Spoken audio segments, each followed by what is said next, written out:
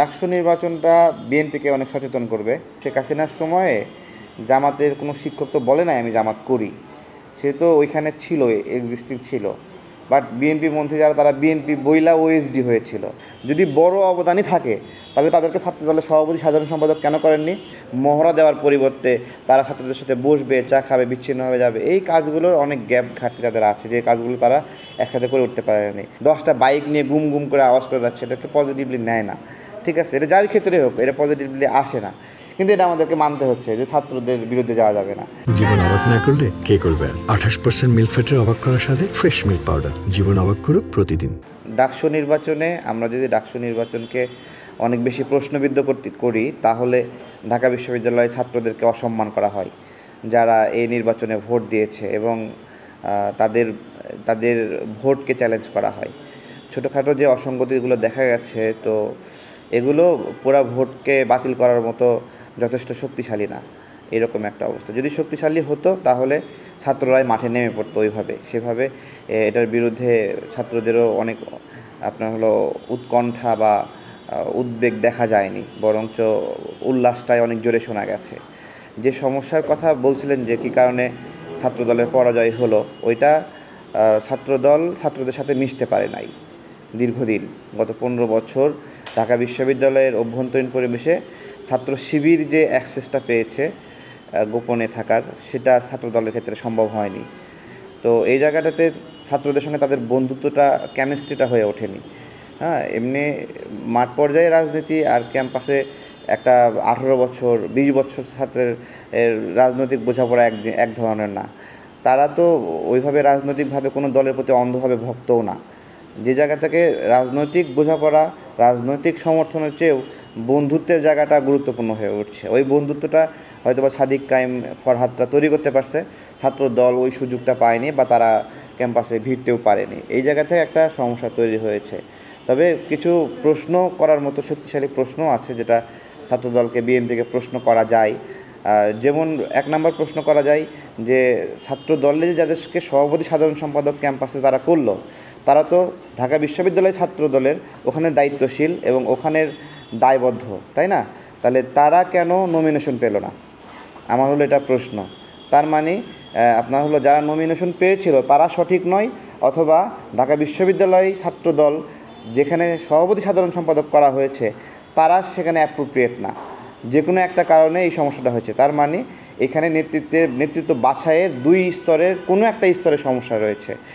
যেমন ঢাকা বিশ্ববিদ্যালয় ছাত্রদল আবিদ যদি হতো, অথবা মাহিন নাকি নাম, হ্যাঁ সে যদি হামিম যদি হতো, তাহলে তারা ঢাকা বিশ্ববিদ্যালয়ে একটা পরিচিতি পাইতো যে সে ঢাকা বিশ্ববিদ্যালয়ের লিডার। ঠিক এক্স্যাক্টলি ডাকসু নির্বাচনের শেষ দিনে, মানে মনোনয়নের শেষ দিনে এসে প্যানেল ঘোষণা করছে, আমাদেরকে হঠাৎ করে জানতে হচ্ছে যে এই আবিদ হলো এই গণ-অভ্যুত্থানে অনেক বড় ভূমিকা রাখছে এবং এই হামিম অনেক ভালো অবদান আছে, এই কারণে তাদেরকে এখানে ভিপি পদে, জিএস পদে মনোনয়ন দেওয়া হলো। যদি বড় অবদানই থাকে তাহলে তাদেরকে ছাত্রদলের সভাপতি সাধারণ সম্পাদক কেন করেননি? ওই সময়টা যদি করতেন, অন্তত তারা 6 মাস, 7 মাস, 8 মাস অথবা 1 বছর সময় পেত নিজেদেরকে বিকশিত করার জন্য, নিজেদের চেনানোর জন্য। এটা তো মাইন্ড সেট আপের একটা বিষয় আছে, সেই মাইন্ড সেট আপটা এই সময়টুকু যথেষ্ট ছিল না আবিদের জন্য বা হামিমের জন্য। তো এটা আর কি আমার বোঝাপড়া। এই জায়গা থেকে নেতৃত্ব বাছাইয়ের ক্ষেত্রে আরও অনেক কার্যক্রম করতে হবে। আর ছাত্র দলের ঢাকা বিশ্ববিদ্যালয়ের সাংস্কৃতিক কার্যক্রম, অভ্যন্তরীণ কার্যক্রম, মসজিদ ভিত্তিক কার্যক্রম, মন্দির ভিত্তিক কার্যক্রম, এই কার্যক্রমগুলোতে অনেক ঘাটতি আছে, অনেক পিছিয়ে আছে। এই তাদের প্রচলিত মূল দলের রাজনীতির বাহিরে তাদেরকে ক্যাম্পাস কেন্দ্রিক ওঠা বসা বাড়াতে হবে, তাদের পাঠচক্র বাড়াতে হবে, ছাত্রদের সঙ্গে ওঠা বসা করতে হবে। মহড়া দেওয়ার পরিবর্তে তারা ছাত্রদের সাথে বসবে, চা খাবে, বিচ্ছিন্নভাবে যাবে। এই কাজগুলোর অনেক গ্যাপ ঘাটতি তাদের আছে, যে কাজগুলো তারা একসাথে করে উঠতে পারেনি। একটা বড় গাড়ি হাঁকায় একটা ছাত্র যাচ্ছে, ক্যাম্পাসের ভিতরে অবশ্যই ছাত্ররা এটাকে পজিটিভলি নেয় না। 10টা বাইক নিয়ে গুম গুম করে আওয়াজ করে যাচ্ছে, এটাকে পজিটিভলি নেয় না। ঠিক আছে, এটা যার ক্ষেত্রে হোক এটা পজিটিভলি আসে না। তো এই জিনিসগুলো চিন্তা করে তারপরেও একটা ধন্যবাদ ছাত্রদল, বিএনপি একটা গণতান্ত্রিক যে দল, সে জায়গা থেকে তারা দেখেন অনেক বেশি রাগ ক্ষোভ প্রদর্শন করেনি। হ্যাঁ, পরাজিত হলে যে ক্ষোভটা দেখায়, যে ভাঙচুর দেখায়, অথবা মানি না, আমরা জ্বালায় দেবো, পোড়ায় দেবো, এই ধরনের একটা যে পরিবেশ, এইটাই হলো আমাদের গণ-অভ্যুত্থান পরবর্তী বাংলাদেশের একটা প্রাপ্তি। যে এরপরেও যে হজম করা কষ্ট হলেও সবাই হজম করতেছে। হ্যাঁ, এটাই বিএনপি হজম করতে কষ্ট হচ্ছে, আমরা যারা বিএনপিকে সমর্থন করছি আমাদেরও হজম করতে কষ্ট হচ্ছে, কিন্তু এটা আমাদেরকে মানতে হচ্ছে যে ছাত্রদের বিরুদ্ধে যাওয়া যাবে না। ছাত্ররা যেটাতে ছাত্রদের বিজয়, এটা ছাত্রদের বিজয়।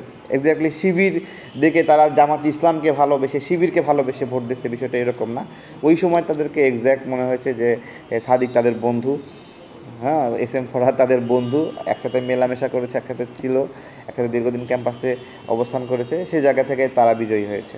এখানে তারা ক্যাম্পাসে ছাত্র রাজনীতি চর্চার সুযোগটাই পায় নাই।